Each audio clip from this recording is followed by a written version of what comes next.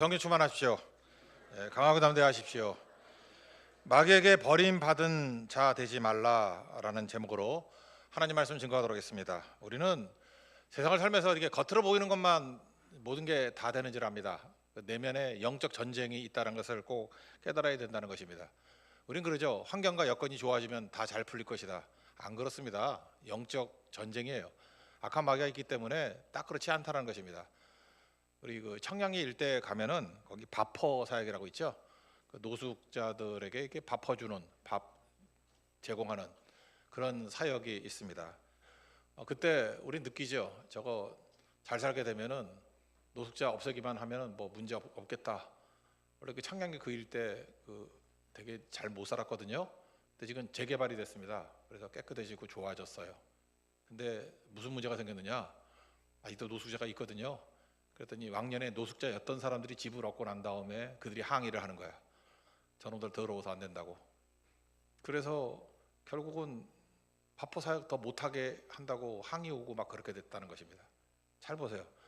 가난한 사람이 부자가 되면 평등해지고 서로 위로해주고 세워줄 것 같이 보이지만 그렇지 않아요. 오히려 갈등이 일어나고 또 다른 영적 싸움이 벌어지게 되더라는 것입니다. 그래서 저는 그렇게 생각합니다. 여러분도 그러죠. 가난한 사람들 부자 되면 해결 다 될 거. 더 악독해질 수도 있고 더 문제될 수도 있습니다. 병든 사람 병 나오면 다 될 줄 알죠. 병 낫고 난 다음에 오히려 십자가의 원수 되는 경우도 있어요. 인간이 그렇게 무섭다라는 것입니다. 그래서 우리의 싸움이 영적 전쟁이라는 거 꼭 알아야 된다는 거예요. 각설하고 1년 동안에 영적 싸움을 해야 되는데 어떻게 하면 이길 수 있느냐? 세 가지로 정리하겠습니다. 첫째는 우리가 영적 싸움을 한다는 것을 깨달아야 된다는 거예요. 다시 말해서 눈이 열려야 된다는 것입니다. 기독교가 뭡니까? 눈 열리는 싸움이에요. 뭐 환경 변화되는 게 아니라 예수 잘 믿으면 성령이 임하게 되는데 성령이 하시는 일이 뭐냐? 우리에게 눈을 열어줘요. 깊이를 보는 건 인사이트, 통찰력이라고 그러죠. 선견지명, 멀리 보는 거, 포사이트. 그러니까 깊이 보고 멀리 보고 하나님의 눈을 가지는 거 그런 거죠.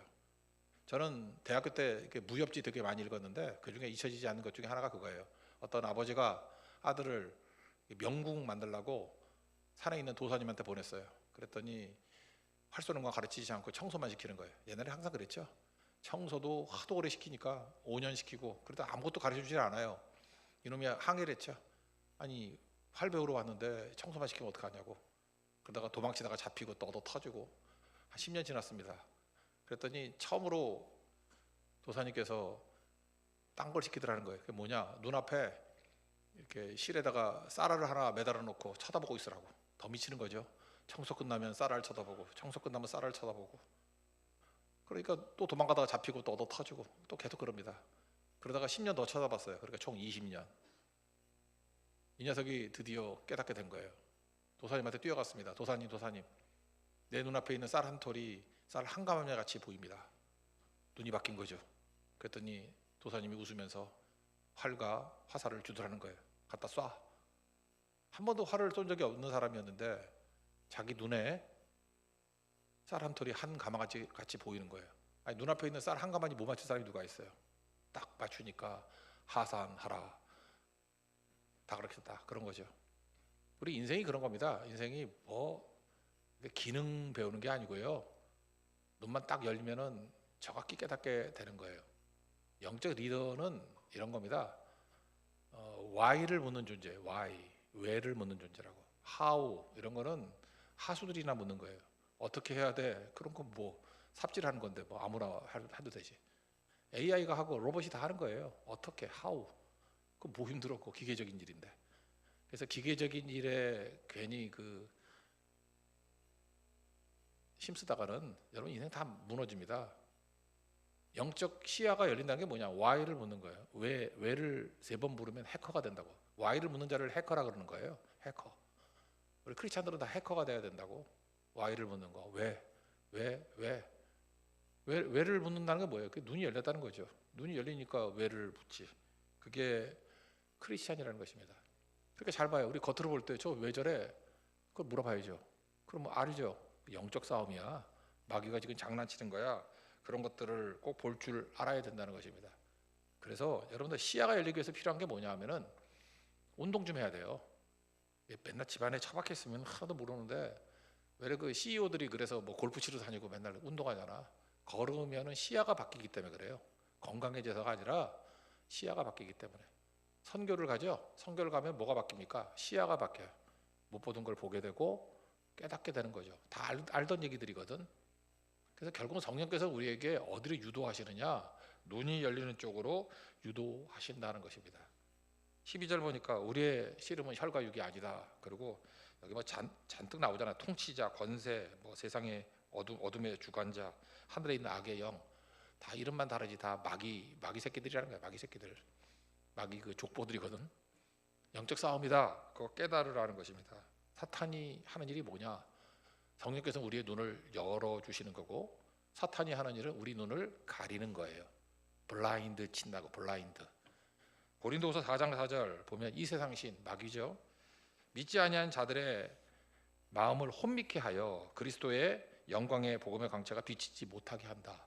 그러니까 우리 눈에다가 블라인드 친다는 거죠. 죄 지어 보세요. 삐딱하게 혈기 부려 보세요. 눈이 뒤집히는데 어떻게 뒤집히냐? 안 보이는 쪽으로 뒤집혀. 블라인드 친다고. 근데 성령께서 역사하시면 조용하더라도 눈이 열려요. 보인다고. 그래서 외를 묻게 되고, 그리고 진짜 중요한 게 크게 보인다고요. 그러니까 알게 되는 거죠. 그게 예수의 마음이라는 것입니다. 여러분, 예수 처음 믿고 난 다음에 뭐 잘 풀리죠. 응답도 잘 되고. 조금 지나 보세요. 영적 싸움이 기다리고 있다고. 그럴 때 뭘 봐야 돼요? 영적 배후 세력을 보고 싸워 이길 줄 알아야 된다는 것입니다. 그래서 마귀가 여러분들 시험을 안 한다. 나는 시험도 없고 아무것도 없어요. 뭐 그러죠. 어떤 사람은 마귀가 없다 그래. 마귀가 왜 없죠? 같은 방향으로 걸으니까. 손잡고 걸으니까 안 보이지. 마귀를 대적해 보세요. 맨날 마귀지. 맨날 대적이지. 근데 영적 싸움에서 피곤만 한 게 아니에요. 성령께서 도와주셔서 이기게 만드는 힘을 주신다는 것입니다. 그래서 오늘 제목이 그거잖아요. 마귀에게 버림받은 사람 되지 말라고. 마귀에게 버림받은 사람들은 시험도 없어요. 영적으로 맹탕들은 아무것도 아니라고. 근데 영적으로 깨있는 사람들은 날마다 마귀하고 부딪히는 그런 싸움을 벌이게 된다. 하여튼 우리의 모든 일들은 다 영적 싸움이라는 거예요. 그게 겉으로 볼 때 평탄하다고 평탄한 게 아니라는 것입니다. 배후에 마귀가 들끓고 난리친다는 거예요. 그거 싸워 이기지 않으면 안 된다. 그 시각을 열려야 싸움에서 이길 수 있다. 여러분 1년 내내 모든 싸움, 뭐 성교나 가정에서나 뭐 사업에서나 학업에서나 영적 싸움이 있습니다. 마귀가 눈 가리는 거에 속지 말고 성령께서 눈 열어주실 때 밝은 눈으로 예수의 시각을 가지고 이길 수 있는 하나님의 종 되기를 바랍니다. 두 번째로 영적 싸움에서 이길 수 있는 건 뭐냐? 눈이 열려야 되고, 두 번째는 하나님의 전신갑주를 입어야 된다는 것입니다. 그러니까 풀 무장해야 된다는 거예요. 전신갑주 입으라. 그게 무슨 얘기예요? 전신갑주는 내가 입는 옷이 아니고 하나님이 입혀주시는 옷입니다. 전신갑주는 하나님이 입혀주시는 옷이에요. 그러니까 하나님이 입혀주시는 옷 잘 입고 가라. 11절에도 전신갑주 입으라 그랬고, 13절에도 전신갑주 입으라 그랬고, 풀 아머, 그러니까 풀 무장하라고. 잘 무장해서 싸워야 된다. 하나님이 입혀주시는 옷을 입고 나가야 이길 수 있는 거지, 아니면 이길 수 없다, 그런 거죠. 하나님의 전신갑주는 6가지거든요 성경 순서 말고 그냥 순서대로 합시다. 머리 뭐예요? 구원의 투구. 가슴엔 뭐예요? 의의 호신경. 이게 찌르면 심장 찔리잖아. 이거 막아야 되죠. 의로서 막아야 되고. 허리는 뭐죠? 진리의 허리띠. 발은 복음에 예비한 신. 복음에 예비한 신은 이거 뭐라고 해석을 해야 되나? 그냥 평안의 복음을 항상 준비하라는 거죠. 그죠? 언제나 복음 전할 준비가 돼 있으라. 스탠바이 하고 있으라는 거예요. 그게 신발 신고 있으라, 그런 뜻이죠. 그래서 이스라엘 백성들이 출애굽할 때도 보면은 신발 벗지 않고 자죠. 그게 유행이 돼서 그런지 모르지만 서양 애들은 집에도 신발 신고 막 들어와. 지금 우리 지하에 유초등부인가요? 초등부인데 그 신발을 벗고 들어가기를 원하는 것 같아. 그래서 제가 그런 얘기 했죠. 신발 벗으면 애들이 들어 눕고 그러죠. 그랬더니 맞대. 저는 신발 신고서 하는 게 좋은 것 같아. 복음에 예비한 신, 항상 스탠바이 하는 거. 그래서 나와 그러면 막 뛰쳐나올 건데, 아니면 맨발로 뛰어나올 거 아니야. 그 못 이기죠. 무슨 뜻인지 알겠죠? 신발 벗고 있으면 싸움 준비가 안 돼 있는 거라고. 그래서 언제든지 복음 전할 준비를 하고 있으라. 복음에 예비한 신을 신고 있으라. 허리띠도 마찬가지고 그런 의미입니다. 그러니까 구원의 투구, 의의 호신경, 진리 허리띠, 복음에 예비한 신. 두 팔 남았네. 뭐 오른손잡이라고 그러면 왼팔에 방패가 있을 거고 오른팔에는 검이 있겠죠. 그죠?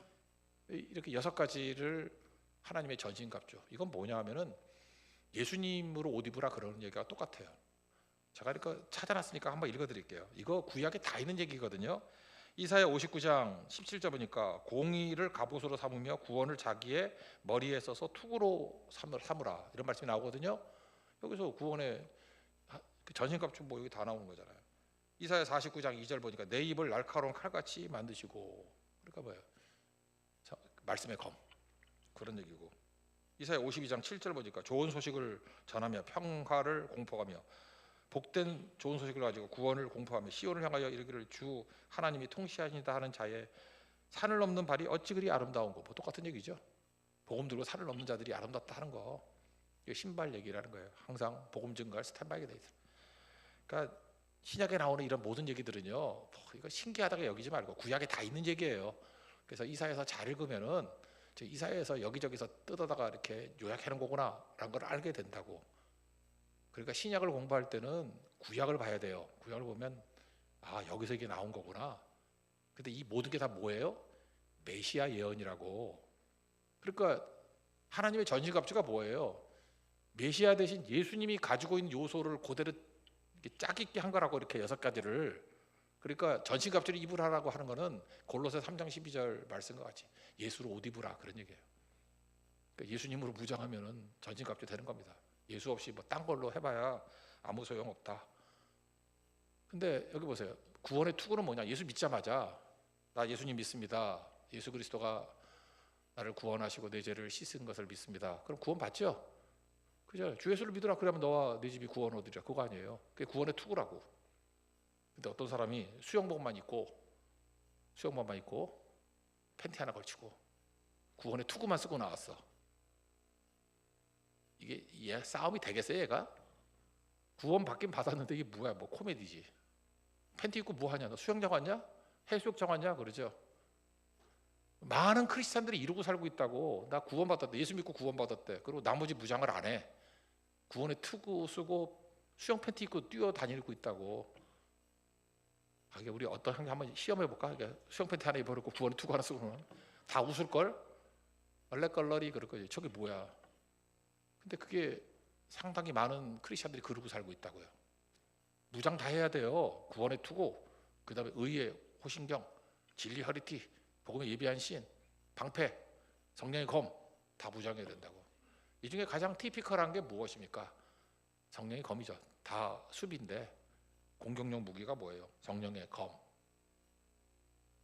여기서 한동안 우리나라의 그 실존주의 신학에 들어와가지고 되게 유행했던 거 있지. 그 로고스는 뭐 일반적인 말, 객관적인 말씀이고, 여기서 나온 게 레마거든. 레마는 뭐 내게 주신 깨달음이 있는 말씀 뭐 이래가지고, 여기 17절 보니까 성령의 검, 곧 하나님의 말씀을 가지라라고 할 때 이 말씀이 로고스가 아니에요. 레마예요. 레마. 그래서 이거 갖고 한참 그러는데, 그렇게 해석하기에는 무리수가 있고요. 레마라고 말하는 이 말씀은 무슨 뜻이냐면 익숙하다 그런 뜻이에요. 그러니까 성령의 검인데 그 말씀이 로고스는 로고스인데 그 로고스가 어떻게 된 로고스냐면은 익숙하게 된 로고스. 다윗이 골리앗 싸러 나갈 때 갑옷 입히니까 익숙하지 않아서 벗었다 그러죠. 익숙한 게 뭐예요? 물맷돌. 자유자재로 다루는 거지. 물매를 달아가지고 싹 돌리니까 잘 맞췄겠지. 연습 많이 해가지고 익숙해지는 거예요. 그러니까 하나님 말씀에 대해서는 익숙해져야 돼요. 여기 앞에 전도사님들 계시고 하는데 할 일이 뭐냐? 맨날 딴 거 하지 말고 방학 때가 되면은 성경 한 권씩 마스터해야 돼. 한 권씩.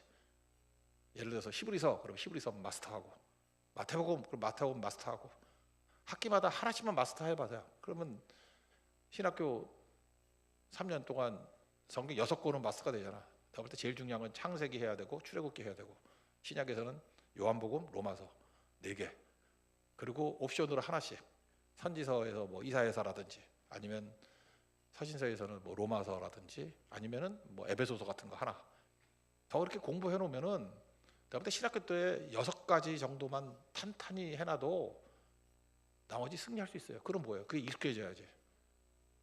맨날 성경 찾는데 어디인지도 모르고 그러면 문제가 되겠죠.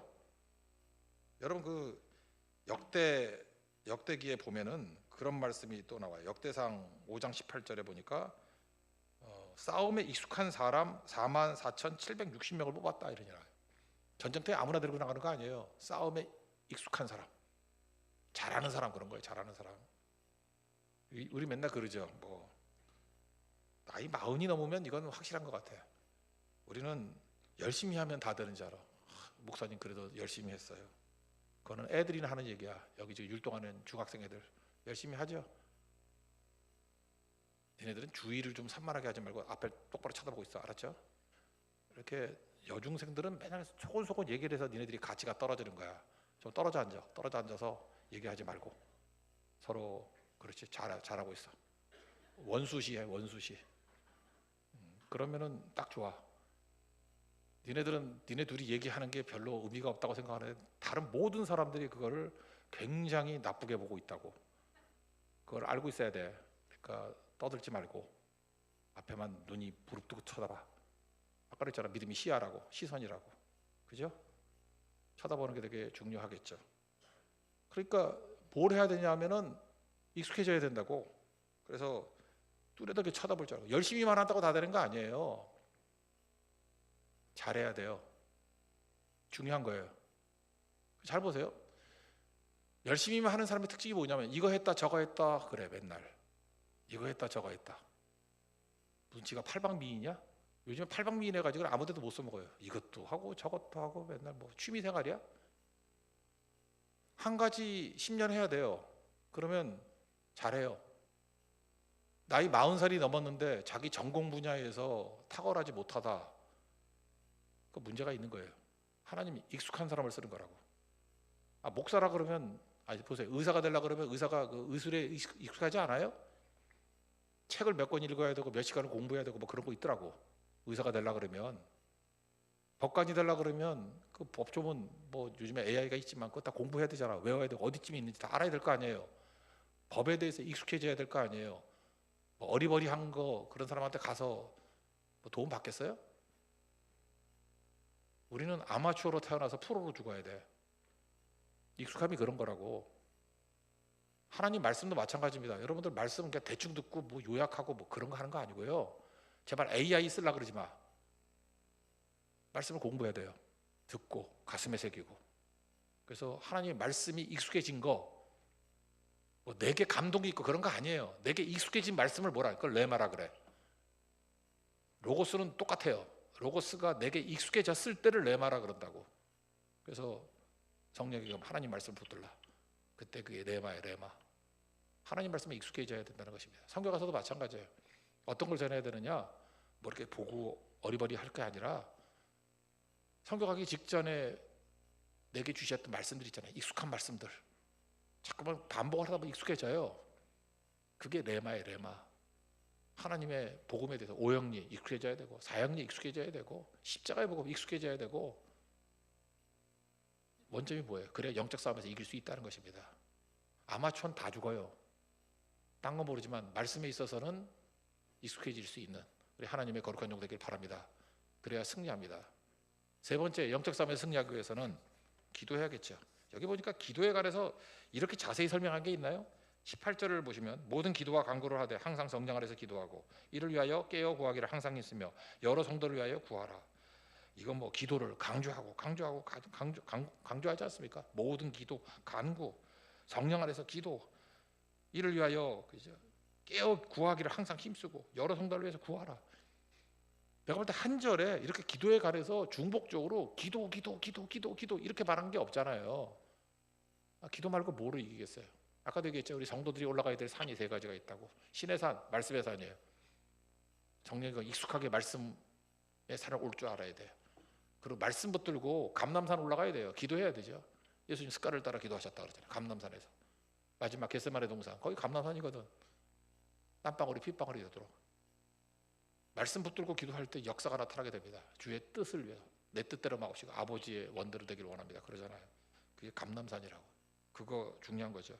그래서 기도할 때 사실은 능력도 임하는 거죠. 갈멜산 기도가 뭐 딴 거예요. 능력 받는 거죠. 현장에 나가서 승리하라는 것입니다.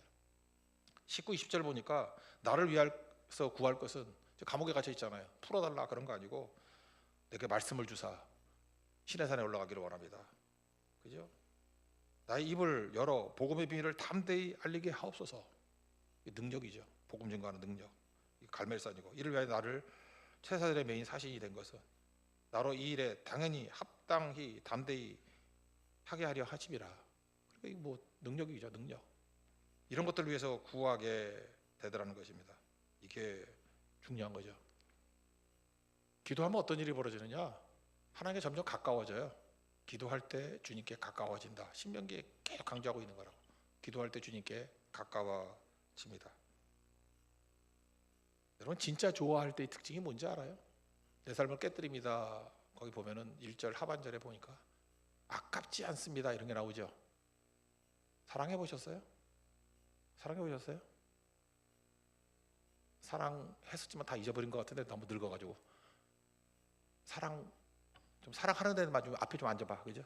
좀 젊은 사람들, 팔팔한 사람들, 막 사랑하고 있는 사람들.